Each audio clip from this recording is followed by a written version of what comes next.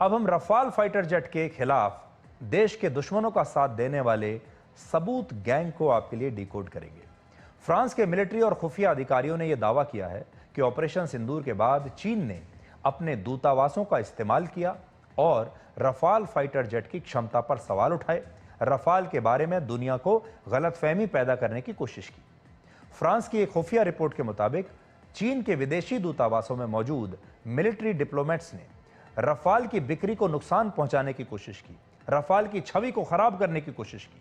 France का दावा है कि चीन ने उन देशों को प्रभावित करने की कोशिश की जो रफाल फाइटर जेट खरीदना चाहते थे या इसके बारे में सोच रहे थे।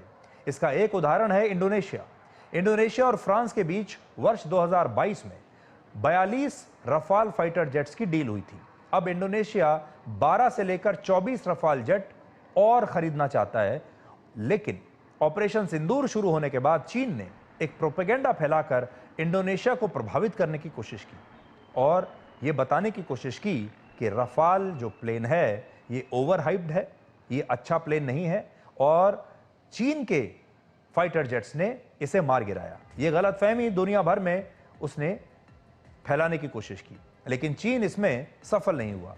अब चीन के रक्षा मंत्रालय ने इन आरोपों को अफवाह बताकर खारिज तो कर दिया है, लेकिन फ्रांस का यह दावा है कि पाकिस्तान और चीन ने मिलकर रफाल फाइटर जेट की इमेज खराब करने के लिए सोशल मीडिया पर झूठी खबरें फैलाई, फेक पिक्चर्स, फेक तस्वीरें उन्होंने डाली, आर्टिफिशियल इंटेलिजेंस से बनाई गई तस्वीरें और वीडियो गेम्स की फुटेज का भी इस्तेमाल किया।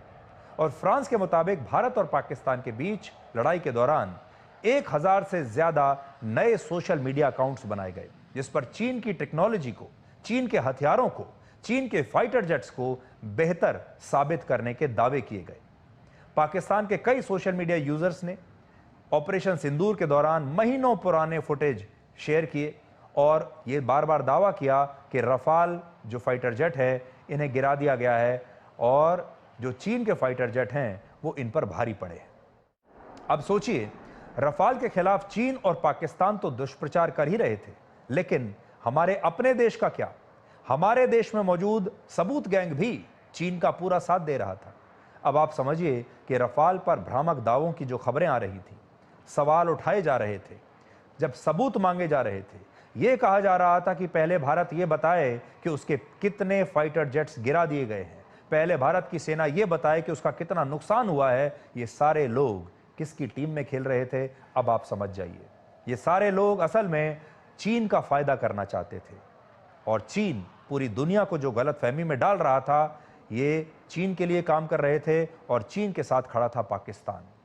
अब आपको ये समझ में आया होगा कि हमारे देश में न जाने कितने ऐसे यूट्यूबर्स थे, सोशल मीडिया इन्फ्लुएंसर्स थे, कितने सारे ऐसे पत्रकार भी थे और विपक्ष के नेता थे जो बार बार ऑपरेशन सिंदूर के दौरान उनकी सुई एक ही बात पर अटकी थी कि पहले यह बताइए कि भारत के कितने फाइटर जेट्स गिरा दिए गए हैं।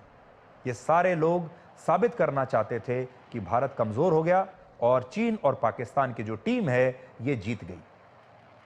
आपको याद होगा, हाल ही में भारतीय सेना के जो एक बड़े अधिकारी हैं, डिप्टी आर्मी चीफ जो हमारे हैं, उन्होंने खुद ये बात कही थी कि भारत जब लड़ रहा था तो भारत 3 देशों से एक साथ लड़ रहा था। ऑपरेशन सिंदूर के दौरान पाकिस्तान के पीछे चीन खड़ा था, पाकिस्तान को चीन से हर संभव मदद मिल रही थी, हथियारों से मदद मिल रही थी, उनके सैटेलाइट से मदद मिल रही थी और तुर्की भी मदद कर रहा था। और इन तीनों की मदद कौन कर रहा था? हमारे देश का सबूत गैंग।